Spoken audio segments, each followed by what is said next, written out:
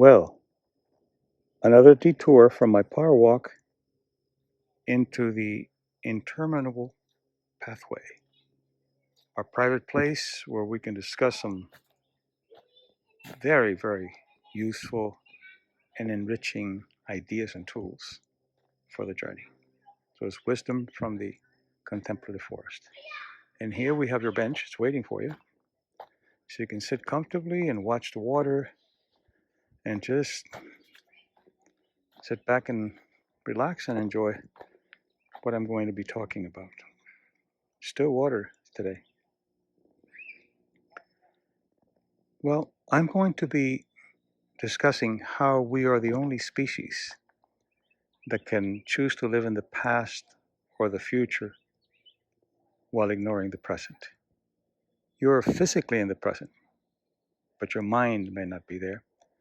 And it's very important to understand that your biology responds to the construction that the mind makes of the world, what I call biocognition, just mind and body culture. So if you're noticing that you're spending too much time in the past, is the past of bad memories that are punishing you? Or is it the past of nostalgia that's saying that's no longer here? Either way, it's not helpful. Or are you in the future where you're thinking about possible good things happening or possible bad things happening? Either way, it's not in the present. So what you're doing is whatever you repeat, whatever you rerun, teaches the brain that it's important for survival and meaning. So if you teach yourself to be really good at being in the past, that's what's going to happen. Or really good at being in the future, it's going to happen. So then what happens? When you get to that future, since you learned just to be in the future, you create another future, and then the present gets neglected over and over again. And the present is where you create future and let go of the past.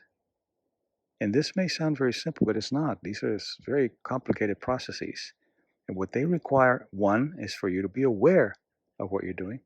And two, what is in the present that's taking you away from it? How are you neglecting yourself in the present? How are you overlooking opportunities in the present? And what are you not doing in the present to take care of business? So it's a shifting of awareness, but it's also an understanding that we have that tendency to go back to places to either hurt ourselves or to mourn what's no longer there. And the research shows that going back to that nostalgia is not really very good for you because you're living something that is no longer there. You have to mourn and let it go. And the future, there's some good things about the future if you bring him back to the present and do something with it, or the past. And here's the difference. If you go to the past to bring something to the future to improve your future and your present, good. If you go to the future and you bring it back to improve your present, good. So it's what you do with it. But you don't want to spend a lot of time there because there's quite a bit going on. I mean, look what's going on here. A lot's going on. It looks like it's still, but there are millions of interactions going on. Plants exchanging your oxygen, giving you oxygen back when you give them carbon dioxide, and there's fish and microorganisms, all kinds of things going on here. It's an ecology. And yet you could just look at it and say, oh, still water. So be aware of how you're constructing your present. And it has to do with how much you go to the past, how much you go to the future, and what you do about it. That's the whole thing. Embodiment of what needs to be done in the present. So my present is sharing this information with you. And now my next present is to go back to my power walk. So enjoy and be aware that your present is all you have and it could be beautiful. Enjoy.